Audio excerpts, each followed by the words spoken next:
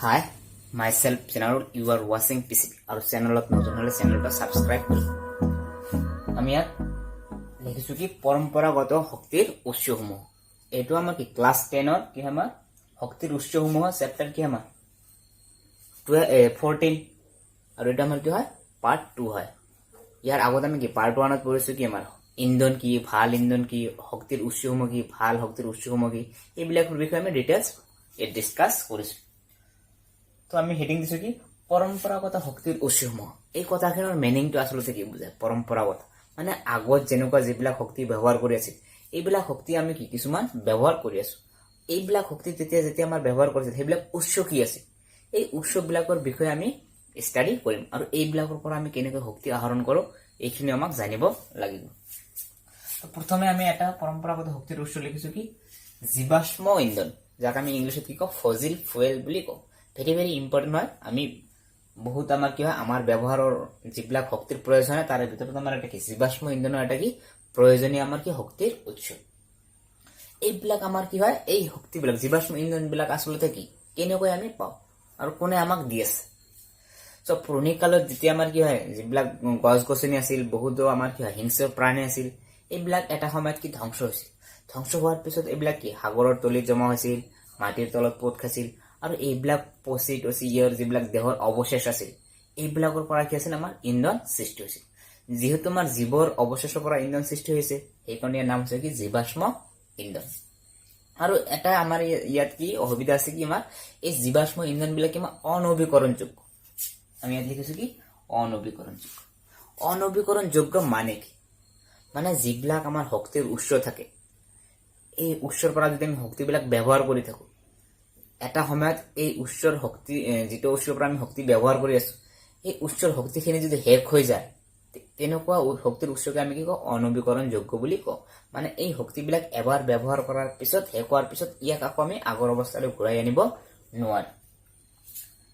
যেনেকৈ আমি এক্সাম্পল লৈছো কি কয়লা, পেট্ৰল, ডিজেল, কেৰাচিন এই গোটেইকেইটা কি আমাৰ জীৱাশ্ম ইন্ধনৰ উদাহৰণ। তো আমি এনেকৈ ডেফিনেশ্যন এনেকৈ দিব পাৰি যে পুৰণি কালত থকা জীৱ জন্তুৰ ধ্বংসৰ ফলত ইহঁতৰ অৱশেষৰ পৰা যি ইন্ধন সৃষ্টি হৈছিল তাক জীৱাশ্ম ইন্ধন বোলে। ই অনবীকৰণযোগ্য। এক্সাম্পল হলে আমি দিব পাৰিম কয়লা, পেট্ৰল, ডিজেল, কেৰাচিন। সো এই শক্তিৰ দহনৰ ফলত যদি আমি তেনেকুৱা আমি কয়লাৰে আমি কি হয় ইয়াৰ দহন ঘটাই আমি কি তাপ শক্তি উৎপন্ন কৰো। এই তাপ শক্তিৰ পৰা আমি আকৌ বিদ্যুৎ শক্তিলৈ ৰূপান্তৰ কৰিব পাৰি। পেট্ৰল, ডিজেল, কেৰাচিন এইবিলাক আমাৰ গাড়ী মটৰ কল কাৰখানা এইবিলাক আমি কি বিভিন্ন উদ্যোগত ব্যৱহাৰ কৰি মানে দহন কৰি ইয়াৰ সহায়ত আমি কি শক্তি উৎপন্ন কৰি আমি কি বিভিন্ন কামত ব্যৱহাৰ কৰিব পাৰি। এতিয়া এই ইন্ধনবিলাক দহন কৰিলে যেনেকুৱা আমাৰ কি শক্তি সৃষ্টি হৈছে আমাৰ সুবিধা হৈ আছে, কিন্তু ইয়াৰ কিছুমান আমাৰ অসুবিধাও আছে। তোমাক অসুবিধাও জানিব লাগিব। ইয়াত আমি লিখিছো আমাৰ কোশ্চিন আহে এনেকুৱা যে জীৱাশ্ম ইন্ধনৰ দুটা অসুবিধা। প্ৰথমে আমি লিখিছো পৰিবেশ প্ৰদূষণ কৰে। তো এইবিলাক ইন্ধনক দহন কৰিলে প্ৰচুৰ পৰিমাণে শক্তিৰ উৎপন্ন হয় ঠিকে, কিন্তু লগতে কি হয় আমাৰ পৰিবেশ প্ৰদূষণ কৰে। মানে ইয়াৰ পৰা কিছুমান গেছ ওলায়, ধোঁৱা ওলায়, এইবিলাক কি আমাৰ পৰিৱেশত আহি পৰিৱেশ কি নষ্ট কৰে। এইটো এক নম্বৰ কথা। 2 নম্বৰ আমি অসুবিধাটো লিখিছো কি অনবীকৰণযোগ্য। মানে এইবিলাক শক্তিৰ উৎস ব্যৱহাৰ কৰাৰ ফলত এটা সময়ত এই উৎসটা আমাৰ কি হ'ব শেষ হৈ যাব, ইয়াত আৰু শক্তি নাথাকে। তো যদি নাথাকে এই শক্তিবিলাক আমাৰ কি সীমিত পৰিমাণে ব্যৱহাৰ কৰিব লাগিব। আমি যধে মধে ব্যৱহাৰ কৰিব নালাগে, কাৰণ এটা সময়ত এইবিলাক কি শেষ হৈ যাব। তো গতিকে ইয়াক আমি কি কওঁ অনবীকৰণযোগ্য বুলি কওঁ। মানে এইটো আমাৰ এটা কি অসুবিধা। নাম্বাৰ 3 কি কৰে আমাৰ এচিড বৰষুণৰ সৃষ্টি কৰে। এইটো এটা আমাৰ ইম্পৰ্টেণ্ট অসুবিধা হয় যে এচিড বৰষুণ কেনেকৈ সৃষ্টি কৰে। আমি জানো যে পেট্ৰল, ডিজেল এইবিলাক যদি বা কয়লা যদি দহন কৰা হয় পেট্ৰলৰ পৰা সাধাৰণতে আমাৰ এইবিলাক দহন কৰিলে কি গেছ সৃষ্টি আমাৰ সালফাৰ ডাই অক্সাইড, নাইট্ৰজেন ডাই অক্সাইড এইবিলাক গেছ আমাৰ কি সৃষ্টি হয়। এইবিলাক গেছ বায়ুমণ্ডলত থাকি যায় আৰু যেতিয়া বৰষুণ হয় এই গেছবিলাক কি আমাৰ পানীৰ লগত বিক্ৰিয়া কৰি কি আমাৰ H2SO4 সালফিউৰিক এসিড HNO3 যাক আমি কি কওঁ nitric acid, sulphuric acid nitric acid লৈ আমাৰ কি কনভাৰ্ট হয় পৰিৱৰ্তন হয়। আৰু এইবিলাক কি বৰষুণৰ পানীত মিহলি হৈ যায় আৰু বৰষুণৰ সহায়ত পানীৰ সহায়ত কি আমাৰ বায়ুমণ্ডললৈ আহি আছে। বায়ুমণ্ডল মানে আমাৰ কি জলমণ্ডল, স্থলমণ্ডল মানে আমাৰ বায়ুমণ্ডলত আমাৰ ঘূৰি ফুৰি আছে। ফলত কি আমাৰ জলচৰ যিবিলাক প্ৰাণী আছে সেইবিলাকৰ আমাৰ প্ৰাণীৰ কাৰণে কি আমাৰ অসুবিধা হয়, কাৰণ তাত এচিডৰ পৰিমাণ কি বাঢ়ি যাব। আমাৰ মাটিটো আমাৰ কি হয়, মাটিৰ আম্লিকতা বৃদ্ধি পাব, খেতি বাতিত আমাৰ অসুবিধা হ'ব, লগতে আমাৰ কি হয় গছ গছনি মানে মানুহকে ধৰি চবৰে আমাৰ কি হ'ব সমস্যাৰ সৃষ্টি হ'ব। তো এইটো হ'ল আমাৰ কি 3 নম্বৰ অসুবিধা, যে এচিড বৰষুণৰ সৃষ্টি কৰে। তো আমি পৰম্পৰাগত শক্তিৰ আৰু এটা উৎস লম, কি কৈছে তাপ ভিত্তিক শক্তি প্ৰকল্প, যাক আমি কওঁ থাৰ্মেল পাৱাৰ প্লেণ্ট বুলি কওঁ। ইয়াত আকৌ কি হয়, কেনেকৈ আমি এই শক্তিটো আমি উৎপন্ন কৰো, মানে তাপ ভিত্তিক শক্তি প্ৰকল্প। এইখিনিত কি কৰা হয়, আমাৰ প্ৰথমতে আমাৰ কি হয়, এটা পাত্ৰ আছে বা তাত আমি লৈছো কি পানী, এই পানীখিনিক আমি গৰম কৰিম। তো গৰম কৰাৰ কাৰণে আমাৰ ইন্ধন ব্যৱহাৰ কৰো। সাপোজ আমি কয়লা গৰম কৰি আছো, ইয়াৰ পৰা তাপ ওলাই আছে, এই তাপৰ সহায়ত পানী কি হৈছে আমাৰ গৰম হৈছে। এই পানীৰ পৰা যিটো ভাপ হ'ব, এই ভাপখিনিক আমি কি কৰিম, টাৰবাইনৰ সহায়ত ঘূৰাম। মানে তাপ প্ৰথমতে আমি টাৰবাইনৰ সহায়ত ইয়াক কি ভাপক ঘূৰাই কিনে, মানে ভাপ দি কিনে টাৰবাইন ঘূৰাই কিনে ইয়াৰ পৰা শক্তি বিদ্যুৎ শক্তি আমি উৎপন্ন কৰিম। তাৰমানে ইয়াত কি ক'ব পাৰি আমি, তাপ ভিত্তিক শক্তি প্ৰকল্প, যে ইন্ধনৰ দহন ঘটাই পানীৰ আমি কি বাষ্পীভৱন ঘটাম, আৰু এই বাষ্পক আমি কি পিছত আকৌ কি কৰিম, বিদ্যুৎ শক্তিলৈ ৰূপান্তৰ কৰিম, আৰু তাক আমি কি কওঁ তাপ ভিত্তিক শক্তি প্ৰকল্প বুলি কওঁ। আমি ইয়াত দেখিছো যে প্ৰথমে ইন্ধন পুৰি তাপ শক্তি উৎপন্ন কৰা হয়। প্ৰথমতে আমি ইন্ধন পুৰিম, মানে কয়লা এইবিলাক পুৰি কিনে কিবা তাপ শক্তি উৎপন্ন হ'ব, আৰু পিছত তাক বিদ্যুৎ শক্তিলৈ ৰূপান্তৰ কৰা হয়। মানে প্ৰথমতে আমি ইন্ধন পুৰি ল'ম, দহন কৰিলে কি তাপ শক্তি উৎপন্ন হ'ব, আৰু এই তাপ শক্তি ব্যৱহাৰ কৰি আমি আকৌ কি ওলাম, বিদ্যুৎ শক্তি সৃষ্টি কৰিম। এইটি হ'ল আমাৰ কি তাপ শক্তি প্ৰকল্পৰ প্ৰধান উদ্দেশ্য। তো এতিয়া কেনেকৈ কৰিব লাগে, কেনেকৈ আমি সৃষ্টি কৰিম, ইয়াত আমি লিখিছো, সাপোজ এটা আমাৰ এটা পাত্ৰ আছে, ইয়াত আমি কি কৰিম, যে কয়লা দি কিনে ইয়াত আমি বিদ্যুৎ শক্তি ৰূপান্তৰ কৰিম, মানে তাপ শক্তি প্ৰকল্পটা আমি ইয়াত এটা সেটআপ বনাই লৈছো। সাপোজ ইয়াত আমি এটা কি কন্টেইনাৰ আছে, পাত্ৰ আছে, ইয়াত কি পানী ৰাখা হৈছে, ডাঙৰ কন্টেইনাৰ আছে, ইয়াত পানী ৰাখা হৈছে। তো পানী আমি তলত দিছো কয়লা, এই কয়লাক হিট কৰি আছো, ইয়াৰ পৰা কি তাপ ওলাই আছে, যেতিয়া তাপ ওলাব পানীত কি হ'ব, আমাৰ পানী গৰম হ'বলৈ ধৰিব, আৰু ইয়াৰ পৰা কি ভাপ ওলাব, ষ্টিম যিটো আমি কওঁ, বাষ্প ওলাব। এই বাষ্পবিলাক কি আমাৰ এনেকৈ আহিব, আৰু এইবিলাক এনেকৈ আমাৰ ইফালে এই যে আমি ইয়াত টাৰবাইন লগাইছো, এই টাৰবাইন মানে কি আমাৰ পাংখা যিটো আমি কওঁ, টাৰবাইন মানে আমাৰ কি হয় পাংখা।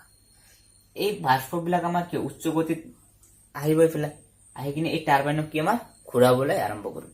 তো যেতিয়া টাৰবাইনক ঘূৰাব, তেতিয়া আমাৰ কি হয়, এই বাষ্প যিটো আমাৰ শক্তি আকাৰে গৈ আছে, এইটোক আমাৰ কি এই যে ইয়াত জেনাৰেটৰ লাগাইছো, এই জেনাৰেটৰে কি কৰিব, আমাৰ এই শক্তিখিনি যিখিনি ঘূৰাব আমাৰ বাষ্পখিনি, এই শক্তিখিনি জেনাৰেটৰে কি আমাৰ কেচ কৰিব, ধৰি কিনে এই শক্তিক আমাৰ জেনাৰেটৰে কি কৰিব, বিদ্যুৎ শক্তিলৈ ৰূপান্তৰ কৰিব।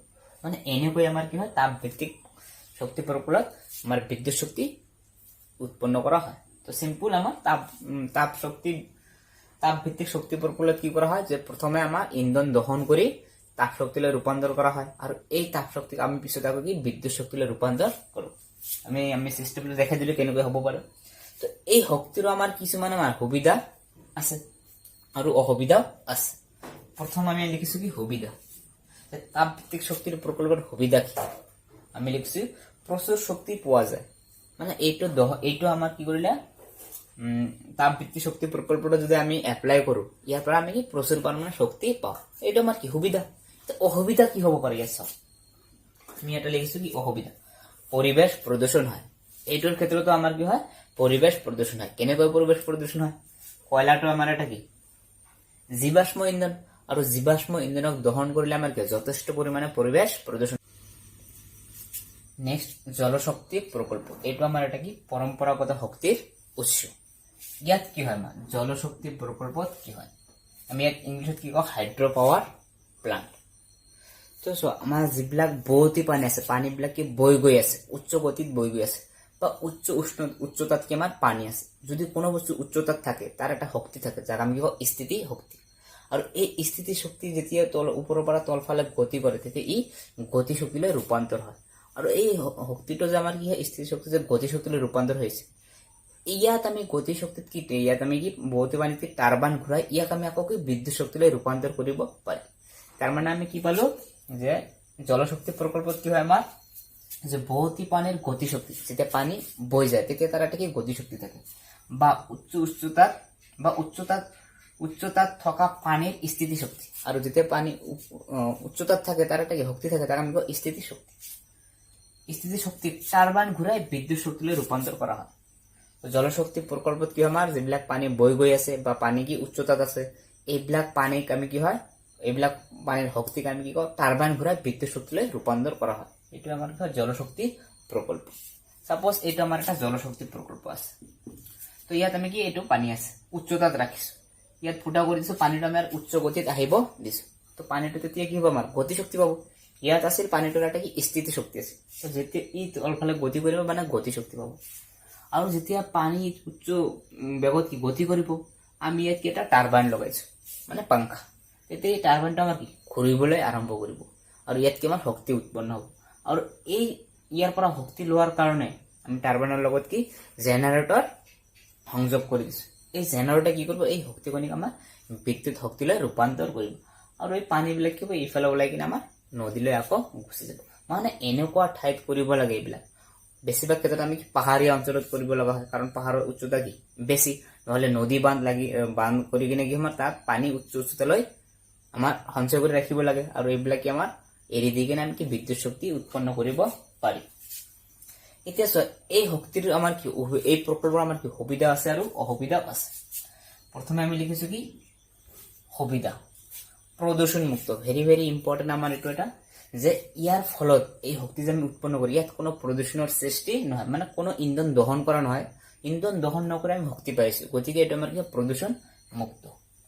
নাম্বাৰ 2 লিখিছো আমি কি নবীকৰণযোগ্য, এইটো আমাৰ ইম্পৰ্টেণ্ট, মানে এই শক্তিৰ উৎস আমাৰ কেতিয়াও শেষ নহয় যেতিয়ালৈকে আমাৰ পৃথিৱী আছে, মানে পৃথিৱীত পানী থাকিব, পৃথিৱী আছে মানে কি পানী থাকিব।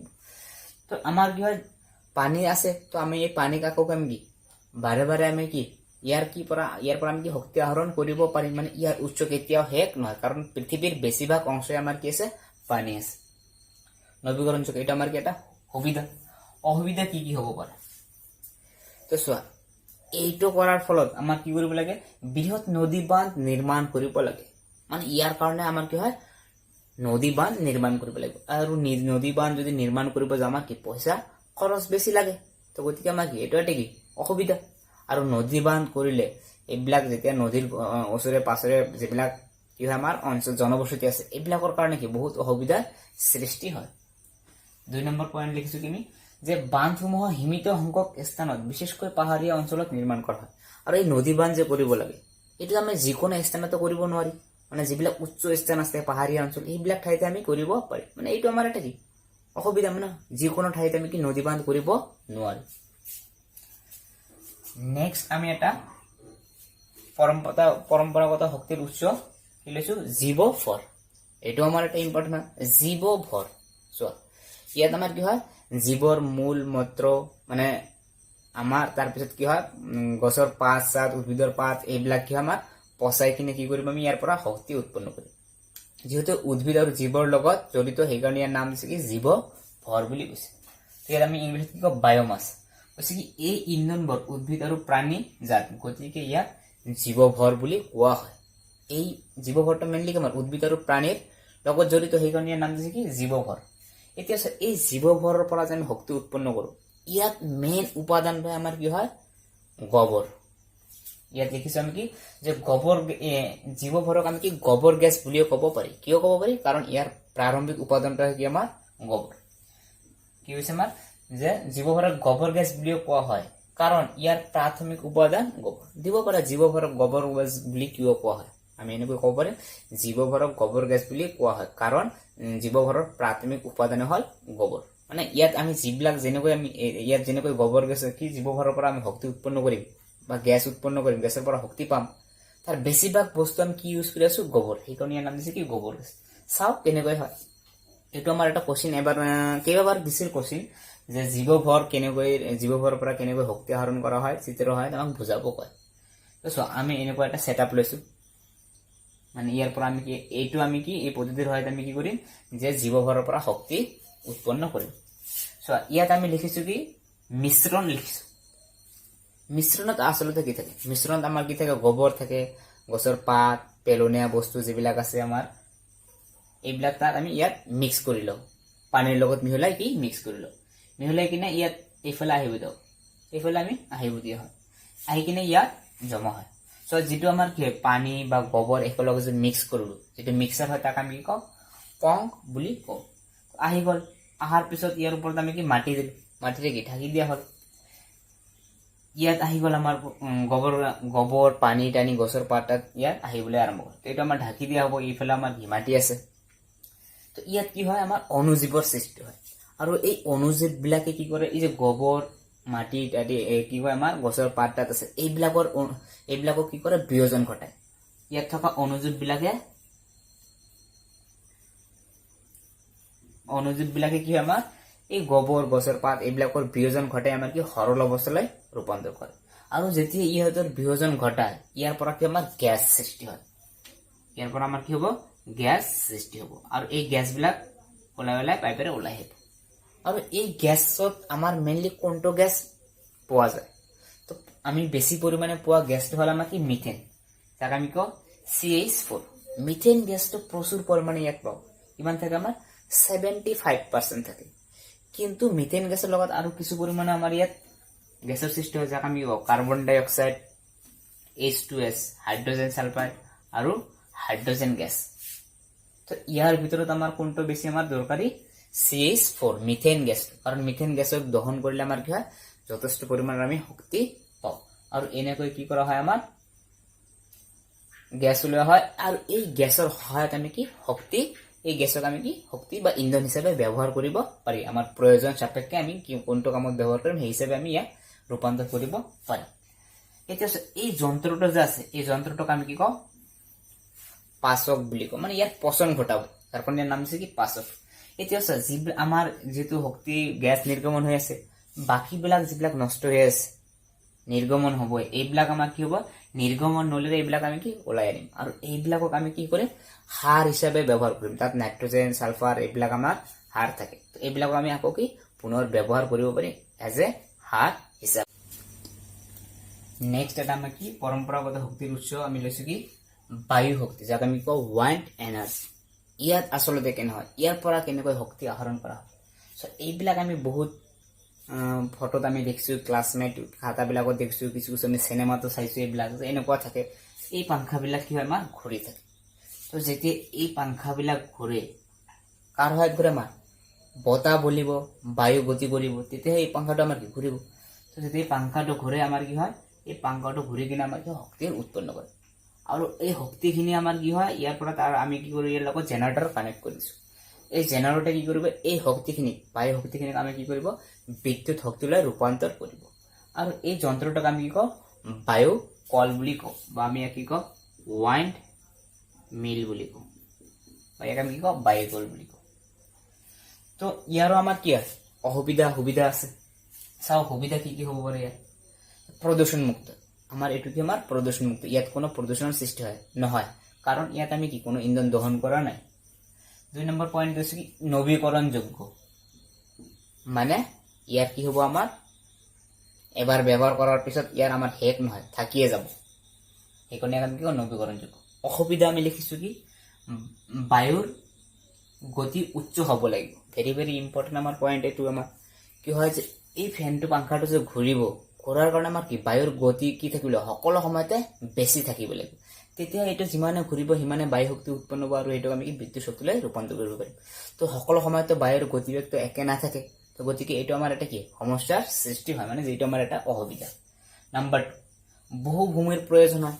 এটাতো আমি এইটো লগাব নোৱাৰি, বহুত কেইটা লগাব লাগিব, আৰু বহুত কেইটা লগাব গ'লে আমাৰ কি মাটিৰ প্ৰয়োজন বহুত হ'ব, ভূমিৰ প্ৰয়োজন কি হ'ব আমাৰ বহুত বেছি লাগিব, মানে এইটো আমাৰ এটা কি হয় অসুবিধা। এতিয়া চোৱা আমাৰ এনেকুৱা এটা কাণ্ট্ৰি আছে, দেশ আছে, য'ত আমাৰ কি হয় এই বায়ু কলৰ সহায়ত বিদ্যুৎ শক্তি ব্যৱহাৰ কৰে, যিটো আমাৰ কাণ্ট্ৰিৰ নাম হ'ল কি ডেনমাৰ্ক। আৰু ডেনমাৰ্কক আমি কি বতাহৰ দেশ বুলি কওঁ। কিয় বতাহৰ দেশ বুলি কওঁ, তাত সকলো সময়তে উচ্চ গতিত বতাহ বলিয়ে থাকে। আৰু এই ডেনমাৰ্কত কি হয় এই বায়ু কলৰ দ্বাৰা, ইয়াত আমাৰ কি ডেনমাৰ্কত কি হয় আমাৰ যিমান বিদ্যুৎ শক্তিৰ প্ৰয়োজন হয় তাত 25% কি হয় আমাৰ বায়ু কলৰ দ্বাৰা বা বায়ু কলে যোগান ধৰে। সেইকাৰণে ডেনমাৰ্কক আমি কি বতাহৰ দেশ বুলি কওঁ। আমি ইয়াত দেখিছো যে ডেনমাৰ্কক বতাহৰ দেশ বোলা হয়। দেশৰ প্ৰয়োজনীয় বিদ্যুৎ শক্তিৰ 25% বায়ু কলৰ দ্বাৰা যোগান ধৰে। এইখিনি আমি পালো বায়ু শক্তি কি। এতিয়া চাওক আমাৰ কি হয় যিটো ক্লাছ 10ৰ টেক্সট বুক আছে যেটা আমি মেইন বুক কওঁ তাত পেজ নাম্বাৰ 248 প্ৰশ্নাৱলীৰ 3টা কোশ্চেন আছে 1 2 3। এক নম্বৰ কোশ্চেনটো কৈছে জীৱাশ্ম ইন্ধনৰ অসুবিধাসমূহ কি। অলৰেডি আমি এইটো ডিসকাস কৰিছো জীৱাশ্ম ইন্ধন দহন কৰিলে আমাৰ কি হয় প্ৰদূষণ সৃষ্টি কৰে আৰু এইবিলাক কি হয় আমাৰ অনবীকৰণযোগ্য এইবিলাক কি হয় আমাৰ জীৱাশ্ম ইন্ধনৰ অসুবিধা। 2 নম্বৰ কোশ্চেনটো কি কৈছে আমাৰ আমি শক্তিৰ বিকল্প উৎস বিচাৰো কি। সো আমাৰ কি হয় প্ৰকৃতিত আমাৰ কি আছে জীৱাশ্ম ইন্ধন বিলাক আছে। তো যদি জীৱাশ্ম ইন্ধন বিলাক আছে আমি এইবিলাক ব্যৱহাৰ কৰিম। তো কিয় আমাৰ বিকল্প চিন্তা কৰা হয় মানে বেলেগ ঠাইত যাতে আমি শক্তি আহৰণ কৰিব পাৰি। কাৰণ আমাৰ জীৱাশ্ম ইন্ধন বিলাক প্ৰকৃতিত যিবিলাক শক্তি আমাৰ আছে সেইবিলাক আমাৰ কি হয় জীৱাশ্ম ইন্ধন বিলাক কেৱল নবীকৰণযোগ্য নহয় মানে অনবীকৰণযোগ্য। এইবিলাক শক্তি এটা সময়ত আমাৰ কি শেষ হৈ যাব। তো যাতে এইবিলাক শক্তি শেষ হোৱাৰ পিছতো যাতে আমি বেলেগ উৎসৰ পৰা শক্তি ল'ব পাৰি সেই কাৰণে আমাৰ কি হয় শক্তিৰ বিকল্প চিন্তা কৰা হয়। নাম্বাৰ 3 আমাৰ সুবিধাৰ বায়ু আৰু জলশক্তিৰ পৰম্পৰাগত ব্যৱহাৰ কি পৰিৱৰ্তন অনা হৈছে। তো আমি বায়ু শক্তি পঢ়িছো জলশক্তি পঢ়িছো। জলশক্তি কি হয় আমাৰ ওপৰত পাহাৰৰ ওপৰত আমাৰ কি হয় পানী সঞ্চয় কৰি ৰাখিব লাগিব নদী বান্ধ কৰিব লাগে। এইটো আমাৰ কি হয় বান্ধ খুলি দিব লাগে উচ্চ উষ্ণতাত আৰু উচ্চ গতিত পানীবিলাক আহিব টাৰবাইন ঘূৰাই আমি কি কৰিম বিদ্যুৎ সৃষ্টি কৰিম। এতিয়া চোৱা এইটোৰ পৰিৱৰ্তন অলপ কিবা ডেভেলপ কৰা হৈছে মানে আমি ইয়াত কি কৰো যে পাইপৰ সহায়ত এইবিলাক কি হয় তললৈ লমাই আনি কিনে তলত আমি কি টাৰবাইন লগাই কিনে ইয়াত কি আমাৰ বিদ্যুৎ সৃষ্টি কৰি আমি ইয়াৰ পৰা ব্যৱহাৰ কৰিব পাৰিম। মানে এইবিলাক আমাৰ কিছু কিছু উন্নত কৰা হৈছে। এইখিনি কথা ইয়াত আমাৰ ভিডিওটা ভাল লাগিলে লাইক কৰিব লগতে শ্বেয়াৰ কৰিব।